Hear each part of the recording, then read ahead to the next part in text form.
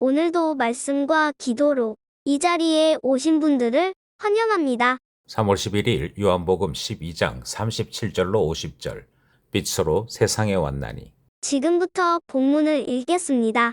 이렇게 많은 표적을 그들 앞에서 행하셨으나 그를 믿지 아니하니 이는 선지자 이사야의 말씀을 이루려 하심이라. 이르되 주여 우리에게서 들은 바를 누가 믿었으며 주의 팔이 누구에게 나타났나이까 하였더라. 그들이 능히 믿지 못한 것은 이 때문이니 곧 이사야가 다시 일렀으되 그들의 눈을 멀게 하시고 그들의 마음을 완고하게 하셨으니 이는 그들로 하여금 눈으로 보고 마음으로 깨닫고 돌이켜 내게 고침을 받지 못하게 하려 함이라 하였음이더라. 이사야가 이렇게 말한 것은 주의 영광을 보고 주를 가리켜 말한 것이라. 그러나 관리 중에도 그를 믿는 자가 많되 바리새인들 때문에 드러나게 말하지 못하니 이는 출교를 당할까 두려워함이라. 그들은 사람의 영광을 하나님의 영광보다 더 사랑하였더라. 예수께서 외쳐 이르시되 나를 믿는 자는 나를 믿는 것이 아니요 나를 보내신 이를 믿는 것이며 나를 보는 자는 나를 보내신 이를 보는 것이니라. 나는 빛으로 세상에 왔나니 무릇 나를 믿는 자로 어둠에 거하지 않게 하려 함이로라. 사람이 내 말을 듣고 지키지 아니할지라도 내가 그를 심판하지 아니하노라. 내가 온 것은 세상을 심판하려 함이 아니요 세상을 구원하려 함이로라. 나를 저버리고 내 말을 받지 아니하는 자를 심판할 이가 있으니 곧 내가 한 그 말이 마지막 날에 그를 심판하리라. 내가 내 자의로 말한 것이 아니요 나를 보내신 아버지께서 내가 말할 것과 이를 것을 친히 명령하여 주셨으니 나는 그의 명령이 영생인 줄 아노라. 그러므로 내가 이르는 것은 내 아버지께서 내게 말씀하신 그대로니라 하시니라. 본문 해석입니다. 오늘 본문은 요한복음 1장에서부터 12장에 해당되는 표적의 책 전체를 마무리하는 본문입니다. 앞선 본문에서 예수님은 빛이 있을 동안 빛 안에서 다니라 하시는 마지막 공개 선언을 하시고 숨으셨습니다. 그리고 내일 본문인 13장부터는 고별 강화를 시작으로 하는 요한복음 2부가 시작되지요. 오늘 본문에서는 왜 그토록 많은 표적을 보고도 믿지 않았는가라는 질문을 우리에게 던집니다. 이것은 이 본문이 가지고 있는 중요한 위치를 고려할 때 매우 중요한 질문이 되지요. 요한은 이스라엘의 불신앙을 이사야서 두 본문으로 해석합니다. 그리고 41절에서 이사야가 주의 영광을 보고라고 말한 것을 예수님의 영광과 연결시키는 내용도 등장을 합니다. 본문 안으로 들어가서 구체적으로 살펴보도록 하겠습니다. 첫 번째 문단은 37절로부터 41절입니다. 보았으나 믿지 못한 자들.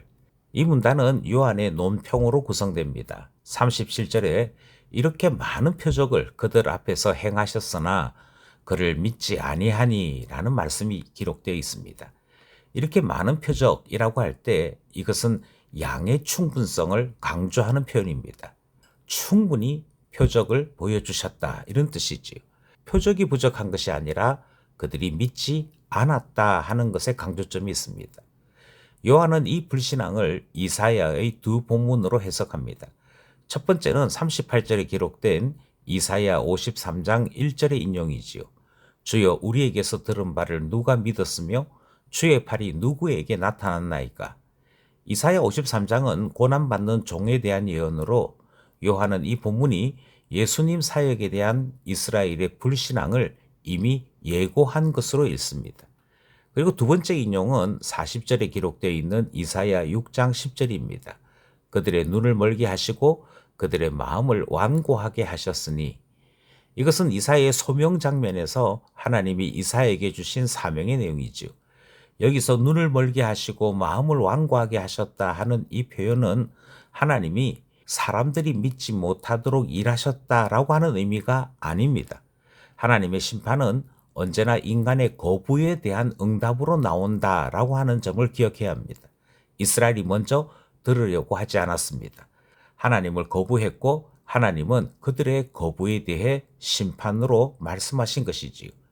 이것은 로마서 1장 24절에서부터 28절에 있는 하나님이 그들을 부끄러운 가운데 내버려 두셨다 하는 말씀과 같은 논리를 가지고 있습니다. 하나님은 인간의 자유로운 거부를 막거나 강제하지 않으십니다. 다만 그 거부에 대해 책임을 물으시는 것이지요. 41절은 요한복음이 말하는 결정적인 선언을 보게 됩니다. 이사야가 이렇게 말한 것은 주의 영광을 보고 주를 가리켜 말한 것이라. 이사야 6장에서 이사야가 본 주의 영광이 곧 성자 예수님 영광이었다라고 말하는 것입니다. 이것은 성육신 이전에 그리스도께서 이미 계셨고 요한복음 1장에서 말씀이 계셨다. 그는 하나님이셨다. 따라서 구약 계시 전체가 그리스도를 향하고 있습니다. 이스라엘의 불신앙은 처음부터 계시의 중심이셨던 예수님을 거부한 일이 되는 것이다. 이 사실을 말하고 있는 첫 번째 문단 말씀이었습니다. 두 번째 문단은 42절로부터 43절입니다. 믿었으나 고백하지 못한 자들. 둘째 문단은 그러나 그럼에도 불구하고 라는 말로 시작합니다. 불신앙의 서술에서 예외적인 집단이 등장한 것입니다. 관리들 중에서 믿는 자가 많았다. 그러나 그들은 믿음을 공적으로 고백하지는 못했다. 이렇게 표현하는 것입니다. 이유가 무엇일까요? 두 가지로 생각해 볼 수 있습니다. 첫째는 바리새인들을 두려워함이고 둘째는 출교를 당할까 걱정함입니다. 당시 해당에서의 출교는 단순한 종교적 제재 정도가 아니라 사회적 안매장을 의미하는 것이었습니다. 직업, 가족관계, 사회적 지위 전체가 회당 공동체와 연결되어 있었기에 그들에게서 버림받는다는 것은 곧 사회로부터 퇴출당하는 것이었지요. 43절은 최종 판결 말씀입니다. 그들은 사람의 영광을 하나님의 영광보다 더 사랑하였더라. 여기에 등장하는 사랑하였더라 하는 것은 단순한 선호를 이야기하는 것이 아닙니다. 의지적 헌신을 말하는 것이지요. 따라서 42절, 43절의 관리들은 결단에 이르지 못한 사람들의 모습을 보여줍니다. 어거스틴은 이 본문을 추석하면서 하나님을 사랑한다고 하면서 동시에 사람의 인정을 더 갈망하는 것은 두 주인을 섬기려는 시도와 같다라고 지적합니다. 믿음은 내면의 확신에서 시작하지만 그 믿음의 진정성은 고백을 통해 드러납니다. 로마서 10장 10절의 말씀과 같이 마음으로 믿어 의에 이르고 입으로 시인하여 구원에 이르는 것이지요. 믿는다 하면서도 믿음을 드러내지 못하는 것은 아직도 믿지 아니하는 것과 같다 하는 사실을 보여주는 둘째 문단 말씀입니다. 셋째 문단은 44절로부터 50절입니다. 빛으로 오신 분의 마지막 선언. 이 마지막 문단에서는 예수님의 음성이 다시 기록됩니다. 이 말씀은 예수님이 숨으시기 전 마지막 남기신 선언의 요약이고 공생의 전체를 마감하는 최종 선언의 말씀이지요. 44절에 예수님은 외치십니다. 이 동사는 공개적이고 긴박한 선포를 할 때 사용되는 말입니다. 선언의 내용은 세상의 논리로 구성됩니다. 첫째는 예수님을 믿는 것은 그를 보내신 분을 믿는 것이다 라는 말씀이지요. 또 예수님을 보는 것은 아버지를 보는 것이다. 45절 말씀도 기록되어 있습니다. 결국 아들과 아버지의 완전한 일치가 선언되는 것이 첫 번째 예수님 말씀입니다.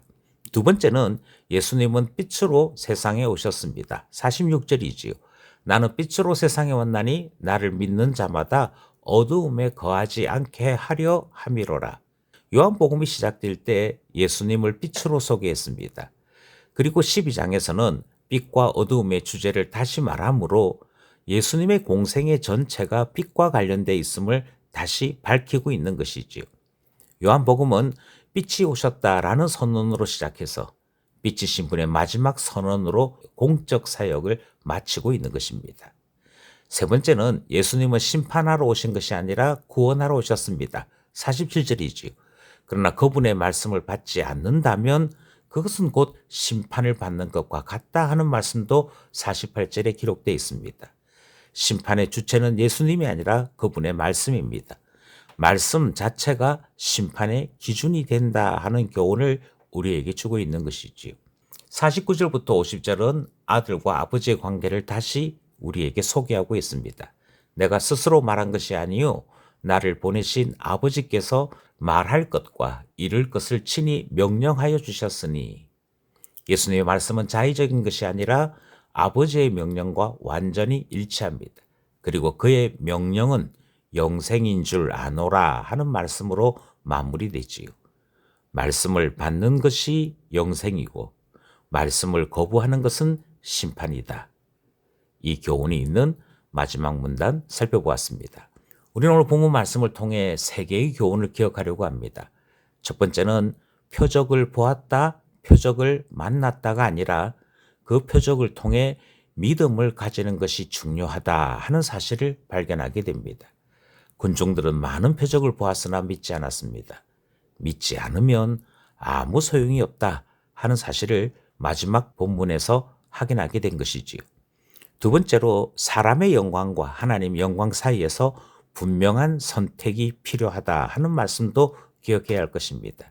관리들이 하나님의 영광을 택했을 때 그들에게 어려움이 없다 하는 것이 아닙니다. 오히려 그럼에도 불구하고 하나님의 영광을 택하게 될 때 그들의 믿음이 참되다 하는 말씀을 우리는 배우게 된 것이지요. 마지막 세 번째로 빛 대신 그리스도의 말씀 안에 머물러야 할 것을 배우게 됩니다. 말씀을 받는 것이 영생을 얻는 길입니다.